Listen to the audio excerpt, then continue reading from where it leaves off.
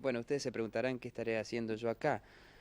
Guillermo Fernández, un cantante de tangos, un cantante de tangos, tangos que es un poco mis raíces nacionales, y tango que es un poco para conectar, para hacer un nexo con una raza sensacional y maravillosa que son los japoneses que gustan tanto de nuestra música, que gustan tanto de nuestro tango, y que yo, que tuve la suerte de conocer un montón de japoneses por justamente mi profesión, por mi tango, quiero que ustedes los conozcan un poco más a fondo.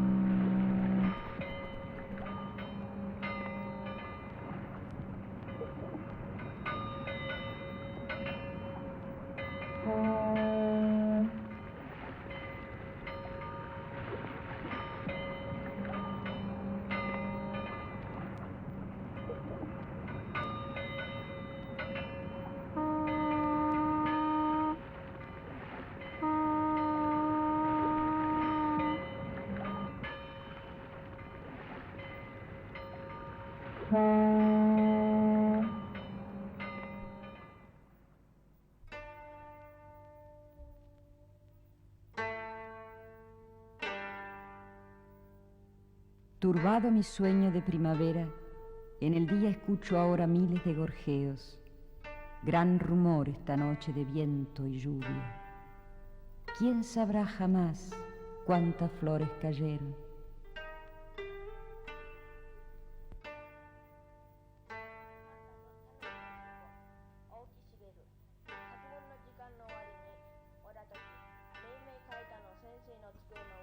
No es solo una lengua incomprensible, es un mundo diferente. Detrás de esos ojos distintos se extiende un abismo milenario. No es solo un cambio de costumbres, una cultura a sus espaldas. Es otra tierra en las antípodas. Son extranjeros a simple vista. Son inocultablemente inmigrantes, japoneses en otro sol naciente. Son inevitablemente diferentes. Traen sus alforjas colmadas de silencios. Tienen las manos insertas en la vida misma, callados, respetuosos. Parecen filósofos vagamundos, pero solo siguen sus instintos. Y hubo un solitario, un año 1886 y un nombre, Makino Kinzo, posiblemente el primer inmigrante japonés en la Argentina. 100 años hace que llegó Makino Kinzo. ¿Y por qué fue que se vino su papá, señor King? Sí, así es. Históricamente está comprobado que hace 100 años vino. Él, según boca de él, y que yo lo sentí, que nos contaba a nosotros, fue al Liverpool, Inglaterra, en un barco velero. Entonces ahí había una comisión que venía para la Argentina, porque como usted sabe, los ferrocarriles eran ingleses. Y entonces él se hizo amigo y vino con ellos. Cuando llegaron a Buenos Aires, les tocó a esa comisión ir a Córdoba y fueron a parar a una casa que era de una pensión lógicamente inglesa, Mr. Sanders. Y ahí frecuentaba mamá porque mamá también hablaba algo el inglés. Su mamá no era japonesa. Criolla, pero hablaba el inglés. Y entonces por el idioma se conocieron, porque imagínense en aquellos tiempos el japonés, hasta decían que era Koya, porque no se sabía. No se conocía un japonés No, aquí. con nadie. Vino 14 años después, en el 900, el segundo. ¿Y qué le contaba su papá de aquellos primeros tiempos en este país tan lejano al país donde él había nacido? Sí, él contaba, era una cosa rara en ese tiempo, eran muy dogmáticos. Estaba el guerrero, estaba el obrero, el samurái que era el hombre, después el emperador que era santo, era Dios, que después, hace poco, después de la guerra, se modificaron. Entonces él, pero mamá lo educaba también aquí. Una parte le leía Martín Fierro y él se iba después a Buda y después a Jesucristo. ¿Sabe? Así que era un binomio para él. ¿Y en qué trabajó aquí su padre? En el ferrocarril. Fue foguista del ferrocarril central argentino en aquel tiempo, hoy el Bartolomé Mitre. ¿Le fue muy difícil integrarse con la gente del país? ¿Aprendió alguna vez a hablar el castellano su padre? Sí, es decir, lo deletreaba, ¿no?, a su manera, pero le gustaba jugar al truco con los muchachos le venían a jugar al truco a casa y muchas veces para hacerle broma les robaban las cartas y él se las tiraba por la cabeza y les decía en inglés, crazy, locos. Era un hombre de mucho genio. Mucho, no, le gustaban. No. ¿Debió haber sentido su padre en aquel momento la soledad de ser un japonés un poco aislado y lejano de su tierra, no? No, no por mi madre. Mi madre era, como he dicho, una mujer de una cultura regular, ¿no? Hablaba inglés, francés, y aparte de eso, era muy concurrido en casa, porque la hermana de mi madre era casada con uno de los Leal. Y los Leal son famosos, el famoso Monseñor Leal, que fue canónigo de la Catedral de Córdoba, que tiene asiento en Soto. Y hasta hace poco nosotros íbamos a Soto ahí, porque tía Ceduliana murió ahí de 90 años. ¿Usted siente que la comunidad japonesa ahora está bien integrada en el país o cree que se mantienen aislados? Se han mantenido un poquito aislados por las partes regionales. Usted sabe que el 70 o el 80% son de Okinawa, muy poco de Yokohama, Nagasaki, de la ciudad. Y Okinawa es un archipiélago, usted sabe que está al sur de Japón. Y entonces ellos, pero hoy muchos, y yo he estado en fiestas de okinawenses que se están integrando. En el año 1900 llega otro solitario, Yoshio Shinya, periodista y escritor, quien desembarca del buque escuela Fragata Sarmiento. Sin embargo, solo podrá hablarse de verdadera inmigración japonesa a partir de 1920. Hasta ese año, los japoneses que ingresan a la Argentina lo hacen a través de Perú y de Brasil, donde habían llegado por contrato. Llegan atravesando bosques y montañas, escapando de una situación que limita con la esclavitud. Japoneses que viajan por su cuenta pagando sus propios pasajes. Aquí serán jornaleros, estibadores, mozos de café, empleados de fábricas y frigoríficos. Distintos. No llegan de otra tierra. Vienen de otra historia. Conocen los primeros pasos del mundo, los secretos del calendario y de la astronomía. Saben de otras guerras y otros dioses. La mayoría llega de Okinawa, una isla históricamente marcada por la influencia de sus vecinos poderosos, China y Japón. Una disputa en la que también terció la penetración norteamericana. Una isla a la que finalmente Japón convertiría en prefectura. Las dificultades demográficas de Okinawa se van haciendo insoportables hacia principios de siglo. En 1930, el total de emigrados alcanza las 54.000 personas. Más de la mitad mira hacia Sudamérica. ¿Cómo fue que usted llegó a la Argentina? ¿En qué año vino? 1934 y en diciembre vinimos. ¿Y se vino solita? Y vino 5 para noviar, ¿no? Llamaron futuro mi esposo. ¿Su novio en ese momento ya se había venido a la Argentina? Sí, hace 4 años estaba. Y era café. Entonces, como era café, no era por familia para trabajo, ¿no? Entonces yo le dije, vamos a poder hacerlo con la familia para trabajo, para levantar, para vivir. Y por eso empezó, primero vinimos a Córdoba, después en 1937 vinimos a Buenos Aires, aprendimos tintorería, hicimos todo, empezó tintorería. Cuando usted vino, allá en Japón, ¿quedó su familia? Sí, papá y mamá y hermano y todo, nosotros 4 hermanas y un varón, todo vivía. Después por guerra murió papá y hermano. ¿Usted de dónde vino?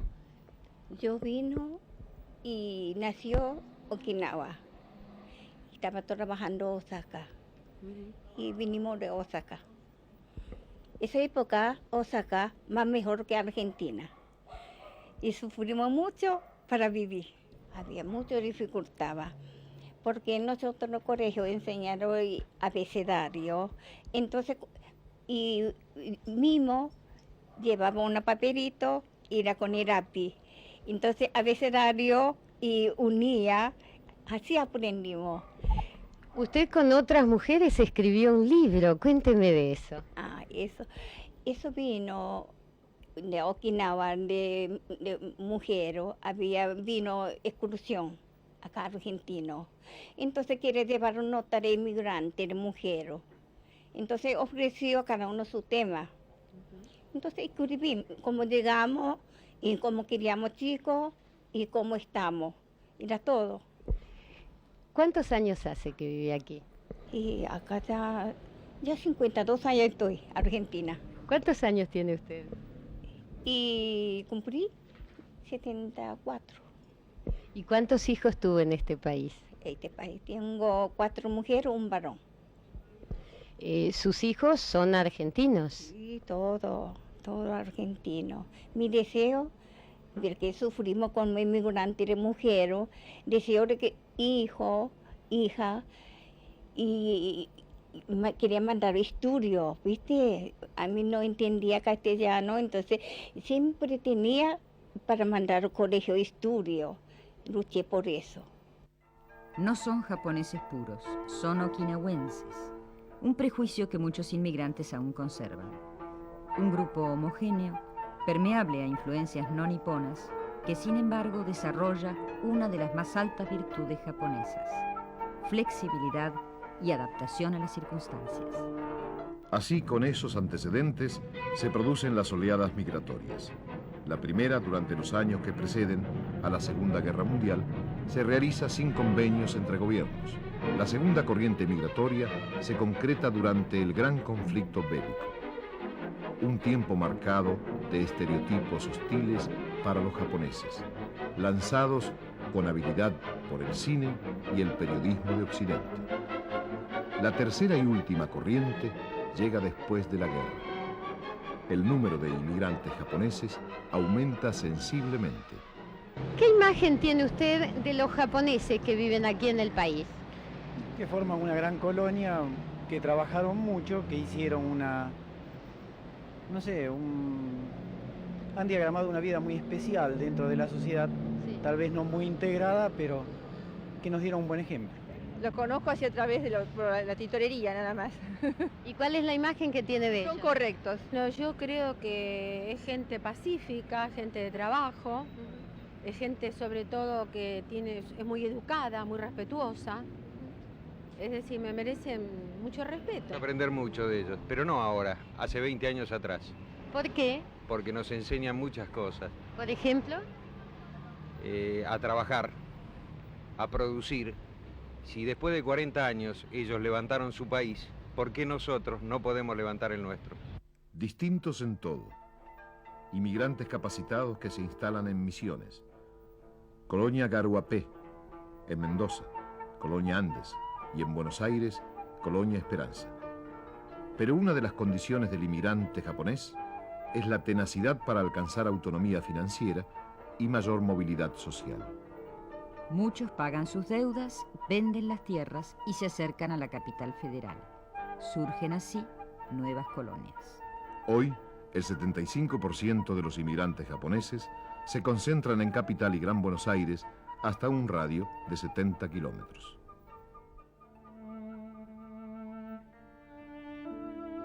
Son la imagen de un pueblo honrado, trabajador, tesonero. Llevan el silencio en los ojos.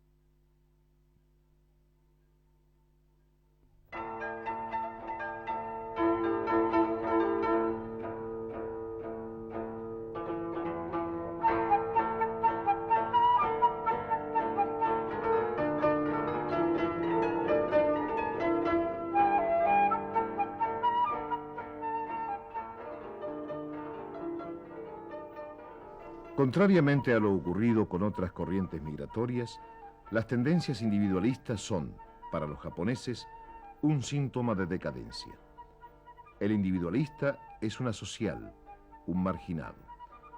El sistema tradicional del trabajo en grupo está basado en la convicción de que la energía producida por la comunidad, como un todo, brinda resultados más efectivos. Para muchos latinos, el encuentro con un japonés provoca un inevitable mecanismo de estereotipos. No podrá dejar de pensar, con mentalidad occidental, en un tintorero, una ikebana, la ceremonia del té o en un kimono. Kazu, ¿naciste en Argentina o en Japón? No, yo soy japonesa, yo soy nacida allá. Pero me trajeron muy chiquita, yo tenía 5 años cuando me trajeron. Y hay una historia muy interesante. Mi padre se autodenominó inmigrante artístico. Bueno, él fue un escultor. Y después de hacer las Bellas Artes en Japón, tuvo una beca en Europa y estuvo 12 años estudiando en Italia, en Francia, en Inglaterra.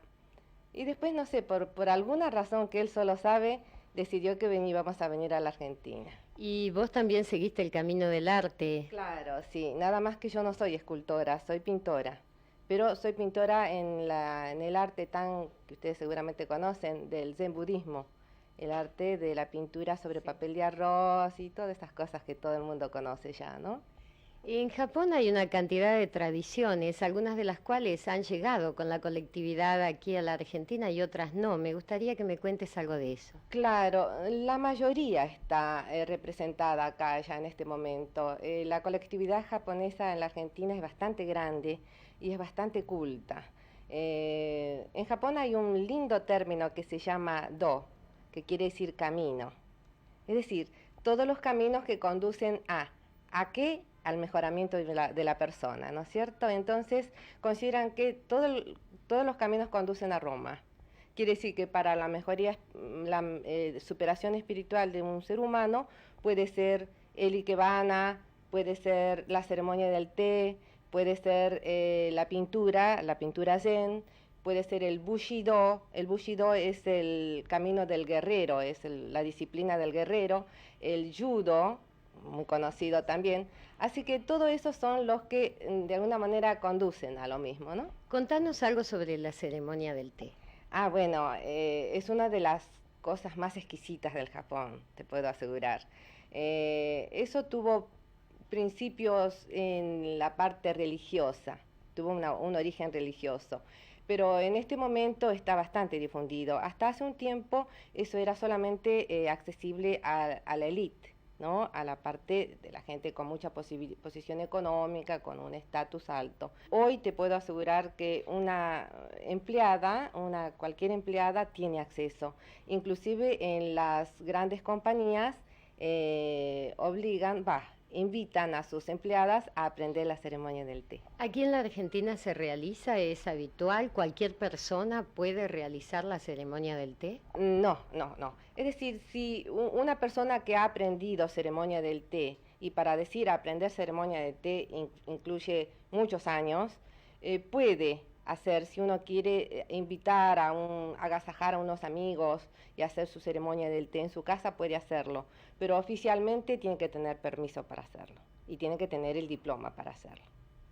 Es decir, que en forma pública no lo puede realizar cualquier mujer. No, por supuesto que no. ¿Cuál es el sentido de esta ceremonia? Introducir en la vida actual, que es tan movido y tan estresante, introducir una gotita de belleza, de estética, de paz, de solaz,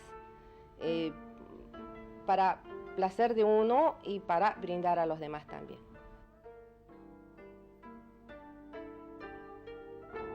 Alquimistas de la tierra, trabajadores silenciosos, casi anónimos. Parecen capaces de conversar con la naturaleza, dueños de una tendencia irrefrenable por el cumplimiento del deber. Tienen urgencia por hacer.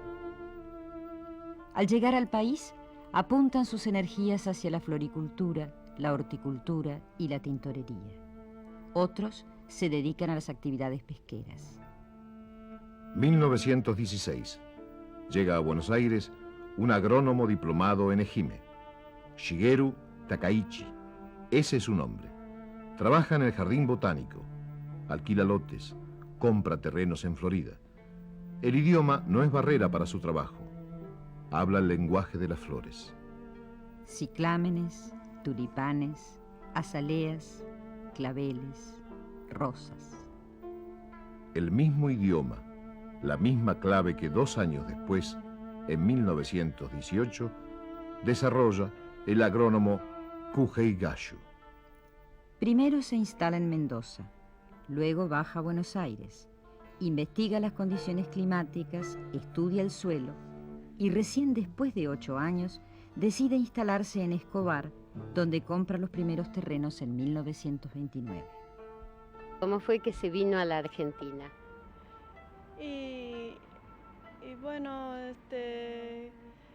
y estaba con un novio, entonces, y él llamó, entonces vine acá, nada más. Usted había venido aquí a trabajar. ¿Era floricultor en Japón? Terminó estudio y después entró en una fábrica, pero no me gustaba y quería trabajar con plantas, pero en Japón no hay forma de trabajar y por eso vino a Japón, a Argentina. ¿Cómo hizo para aprender el idioma, para entenderse con la gente aquí? Cuesta mucho, todavía no entiendo nada. Y ese por oído. Es decir, no fue a estudiar a ningún lugar, lo aprende escuchándolo. Y bueno, antes de venir a Argentina, fui a estudiar en la universidad, pero en Japón no aprende nada porque no usa. Allá cuando 1 hora, 2 horas, hace clase, pero no usa, entonces no aprende con esto, no aprendió nada. ¿Le gusta el trabajo de las plantas? Sí, me gusta mucho. ¿Cuál es el trabajo que ustedes hacen a diario? Porque están muchas horas aquí, ¿no? Y sí, 8 de la mañana hasta 7 de noche. ¿Y en qué consiste su trabajo? ¿Qué es lo que hace usted todos los días? Principal era hacer plantas, pero ahora tengo muchos empleados, entonces casi mayoría de trabajo para dirigir trabajos. Usted vino como empleado y ahora es dueño de un vivero. ¿Cuánto tiempo le llevó lograr esto? ¿Y cómo lo hizo? 20 años. 20 años. Primero 8 años peón y después ahí juntando guitas y empezó en chiquititos y hizo día y noche, trabajó y no gastó nada.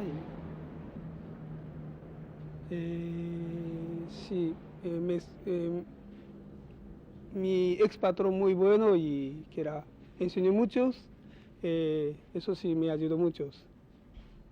¿Le gustaría volverse a Japón? Y bueno, sí, porque tenemos familia allá, pero para visitar. ¿Para vivir? Para vivir, porque acá tengo todo, familia, trabajo, todo, entonces para pasear sí, pero para vivir no puedo. ¿Se siente cómoda en este país usted? Muy cómodo. También la horticultura crece en manos japonesas. Su precursor, Kurajiro Ishikawa, asocia a compatriotas, llama mano de obra japonesa y se instala en campos de Almirante Brown, en el sur del Gran Buenos Aires. En las zonas urbanas se multiplican los tintoreros.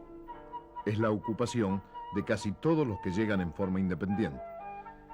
El oficio no tiene ninguna relación con su país de origen. Son simplemente japoneses que vienen a trabajar. Aquí serán tintoreros como consecuencia de una cadena que se inicia en 1912, cuando Hatsutaro Kotani instala la primera tintorería de Buenos Aires. En ese mismo año, una mujer, Tsuta Nakamura, abre otro negocio dedicado a la misma actividad. Ambos habían llegado de Brasil, donde aprendieron el oficio. Se inicia así una serie nada casual.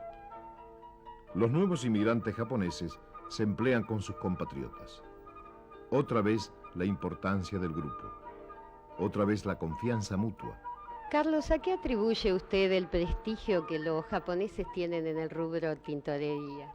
Bueno, esa es una pregunta que nos hacen a diario los usuarios y yo creo que en realidad se debe al grado de responsabilidad que tienen los japoneses, no solo en tintorería, sino en todo lo que hacen, ¿no? Yo creo que una de las razones por las cuales se establecieron con tintorería es a la facilidad del trato comercial en este sentido y por otro lado a que en ese entonces no se requería un gran capital para la instalación, porque la gente conoce lo que es tintorería quizá lo que es en estos momentos, pero yo me estoy remontando al inicio de la incorporación de los japoneses en esta actividad, o sea, en la parte de tintorería, del año 1920 hasta prácticamente 1960, ¿no?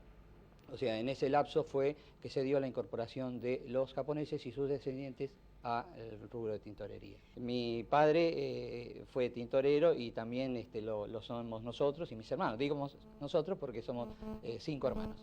Mi padre vino muy joven, en el año 1933, a la edad de 19 años. En realidad no vino con intenciones de colocar una tintorería, sino que vino con intenciones de incorporarse a una explotación agrícola, pero en esos momentos era realmente muy difícil. Y yo creo que fueron circunstancias un poco fortuitas que los primeros japoneses anteriores a mi padre, algunos de ellos comenzaron a dedicarse a la tintorería. En realidad no era tintorería, sino que era más bien tipo lavadero, porque en ese entonces no hay que olvidar que la moda no era la actual, sino que se componía de pecheras, cuello duro, es decir, más lavado que la parte de limpieza seco que la que es ahora, ¿no? Creo que una característica de la inmigración de ese entonces era que venían prácticamente sin ningún capital de apoyo y además el grado, digamos, de capacitación era bastante elemental.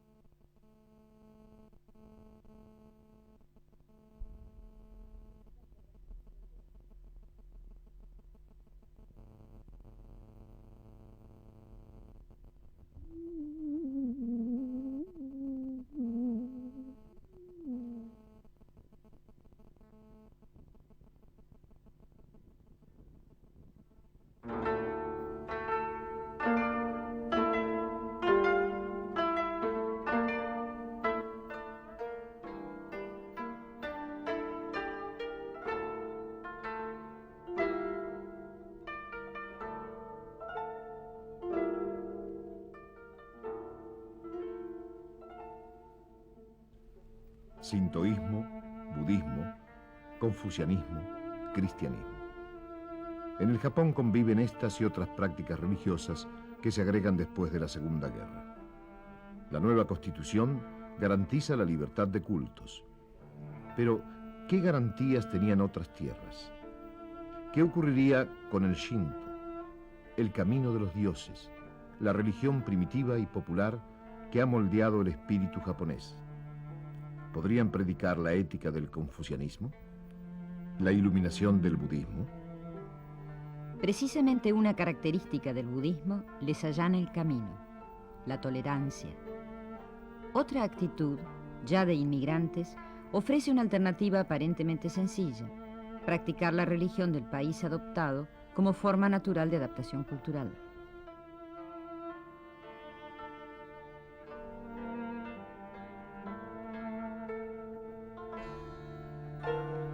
El budismo no solo florece como religión para los japoneses, es también una fuente de energía artística, evidente en la escultura, enfatizando lo solemne y lo sublime.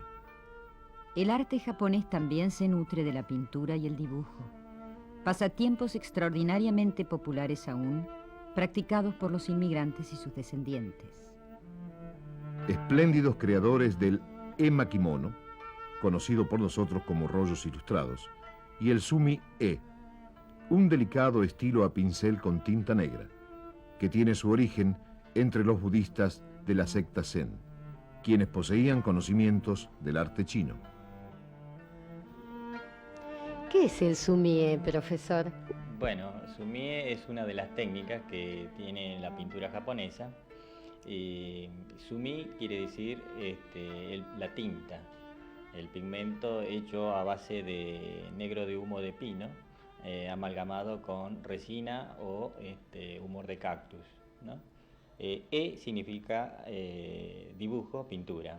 Sumie es la pintura en base a este tipo de pigmento. El origen viene en realidad de China, que después los monjes budistas lo perfeccionaron y lo llevaron a Japón y sacaron una escuela distinta en base al Zen, ¿no?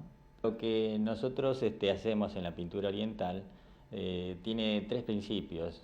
Uno, los cuadros nuestros, las obras, son del punto de vista contemplativo.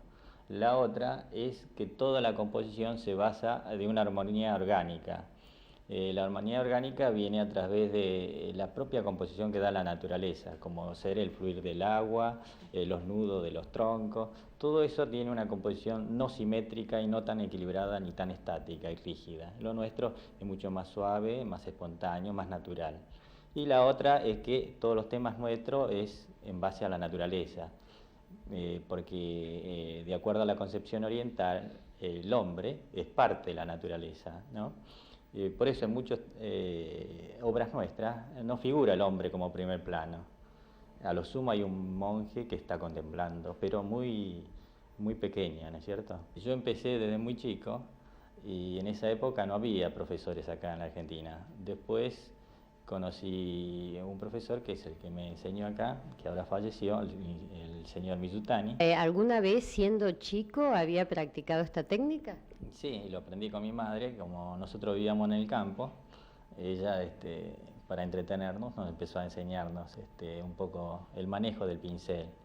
Y para nosotros el manejo del pincel es muy importante porque la escritura oriental todo se basa en el pincel, ¿no? Entonces esa habilidad es muy cómoda para nosotros. Tal es así que nosotros pintamos también con dos pinceles simultáneos en la misma mano. Reflejos costumbristas, murmullos de vida, la belleza del silencio mágico. Una magia que se vigoriza en el teatro japonés.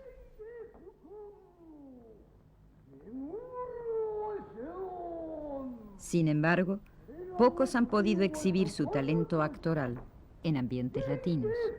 Miguel Ángel, has estudiado y seguís estudiando teatro. Quisiera saber si el hecho de ser un Nisei, un hijo de japoneses, representa algún obstáculo en tu carrera. El hecho de ser Nisei, tener facciones orientales, tiene, según lo que me dicen mis maestros, sus posibilidades y tiene sus límites. Sus límites porque, bueno, estoy en un país donde la mayoría no tiene facciones orientales. Hacer una obra, por ejemplo, típica argentina, no podría. Yo creo que todo es una búsqueda de ver cuáles son mis posibilidades. Como oriental, en un país occidental, con gente de rasgos occidentales, mis posibilidades como actor. Además, yo me siento argentino por todas las cosas, ¿no? Me crié acá, tengo una mentalidad occidental. Tengo, digamos, mis raíces orientales, que las respeto mucho, las quiero mucho. Y bueno, estoy buscando en este momento, digamos, qué es lo que yo puedo hacer en este medio. Todavía no lo sé, yo creo que es como que yo soy la punta de lanza, ¿no? Siento un poco eso.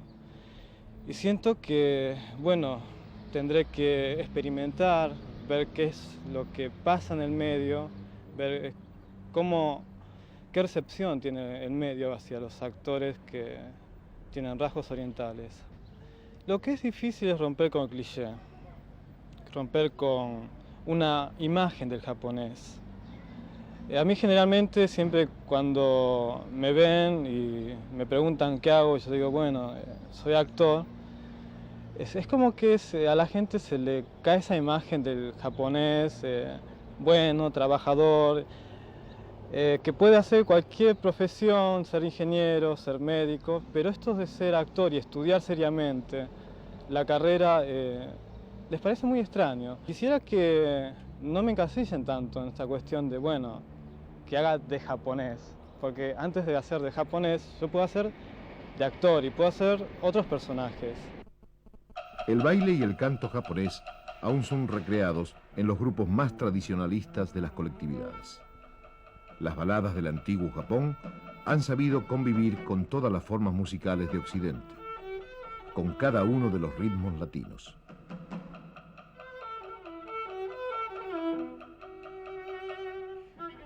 Pero con uno en especial. A los sonidos rituales de los instrumentos típicos, como el shamisen, el yakuhachi y el koto, le agregan la dulce queja de un bandoneón.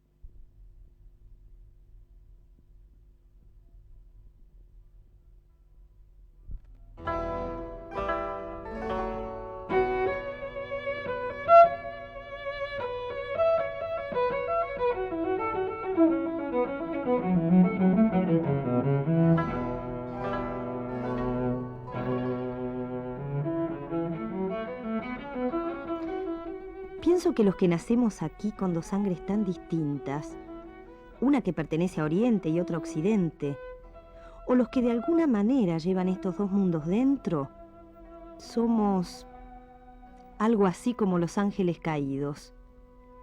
Ya no estamos ni en uno ni en otro lado. La escritora María Kodama, una Nikkei argentina, resume así su sentimiento.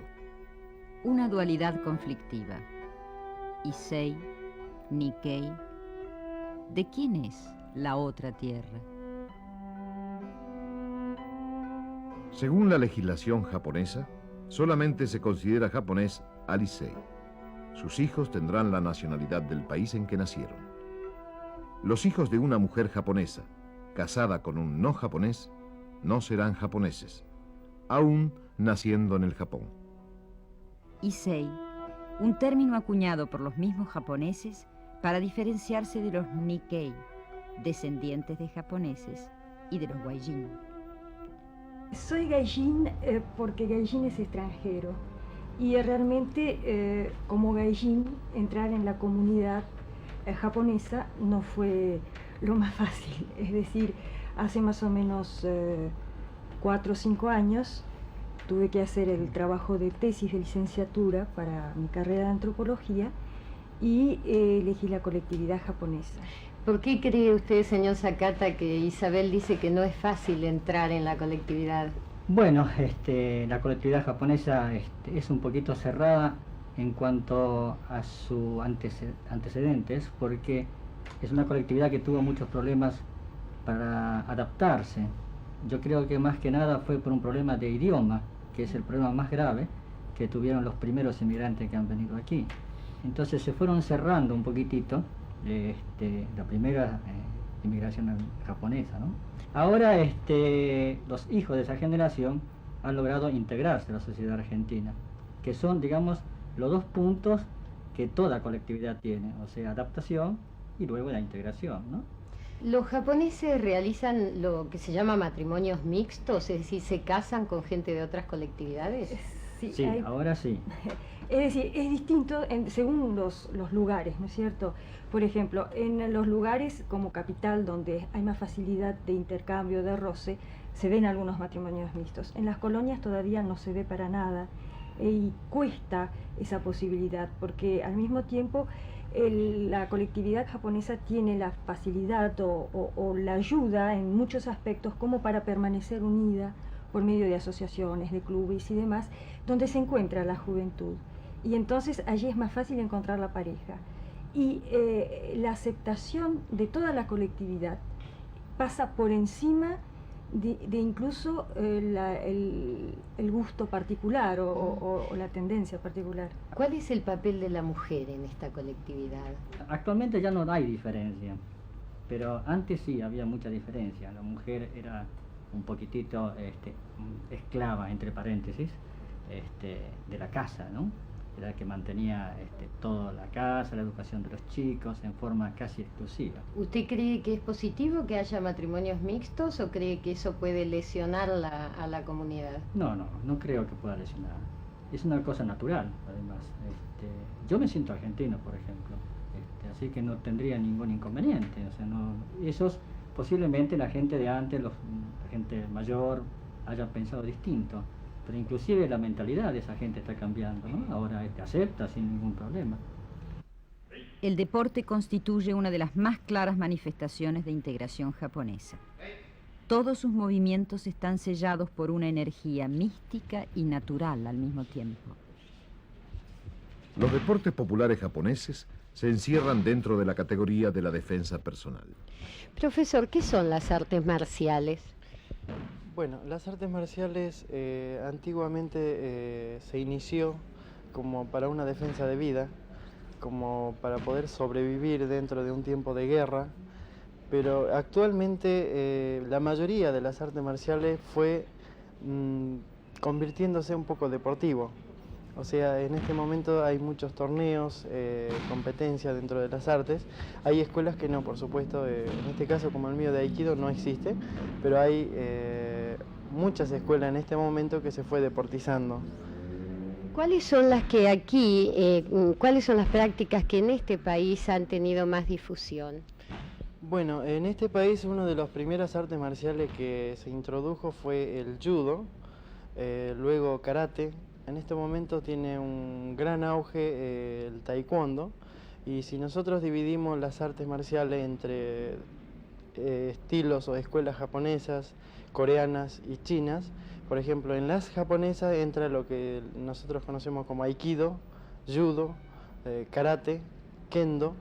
En las artes marciales coreanas está el taekwondo, el sipalki, el tansudo, y normalmente en las escuelas chinas son el kung fu, y dentro de la rama del kung fu diferentes estilos.